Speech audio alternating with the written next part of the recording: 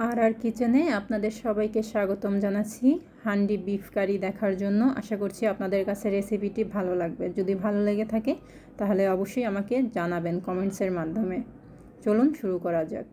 এখানে কিছু মশলা বাটা নিয়েছি। রসুন বাটা নিয়েছি 3 টেবিল চামচ, আদা বাটা 3 টেবিল চামচের মতন, শুকনা মরিচ বাটা 3 টেবিল চামচ, ধনিয়া বাটা 1.5 টেবিল চামচ এবং জিরা বাটা নিয়েছি 3 টেবিল চামচ। হলুদের গুঁড়া নিয়েছি 1.5 টেবিল চামচের মতো এবং লবণ পরিমাণ মতো নিয়েছি আমি। পেঁয়াজ কুচি নিয়েছি 1 কাপ এবং পেঁয়াজ বেরেস্তা নিয়েছি হাফ কাপের মতো। গোটা মশলার ভিতরে যাবে 3টা তেজপাতা আমি কেটে নিয়েছি পরিষ্কার করে, 5 টুকরো দারচিনি, 2 টুকরো বড় এলাচ, 10 টুকরো ছোট এলাচ এবং 10 টুকরো লবঙ্গ, আর দিয়ে দিচ্ছি 6টা শুকনো মরিচ। চাইলে মশলাটাকে পাটায় পিষেও দেওয়া যাবে। বিফ হান্ডি কারিতে আস্ত মশলাটাই ভালো যায়। নিয়েছি 15 পিস দেশি রসুন। এখানে 3 কেজির মতো মাংস নিয়েছি আমি, হাড় চর্বি কলিজা সহকারে নিয়েছি। কোরবানির মাংসতে যেহেতু মিক্স থাকে আমি ওইভাবেই নেওয়ার চেষ্টা করেছি এবং রান্না করার চেষ্টা করেছি।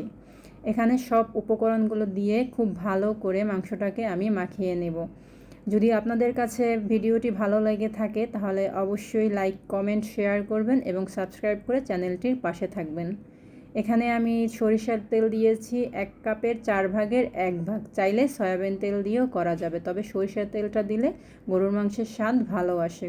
এটাকে মেখে আধা ঘন্টার জন্য ম্যারিনেট করে রেখে পাত্রটা চুলায় বসিয়ে দিয়ে খুব ভালো করে 1 কাপ পরিমাণ সরিষার তেল গরম করে তাতে দিয়ে দিচ্ছি গোটা মশলা।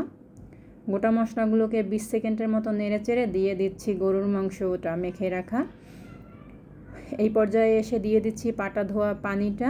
আমি মাংসটাকে প্রথমেই দমে দিব না, আমি 45 থেকে 50 মিনিটের মতন মাংসটাকে একটু কষিয়ে নেব যতক্ষণ পর্যন্ত মশলার কাঁচা গন্ধ না যায়।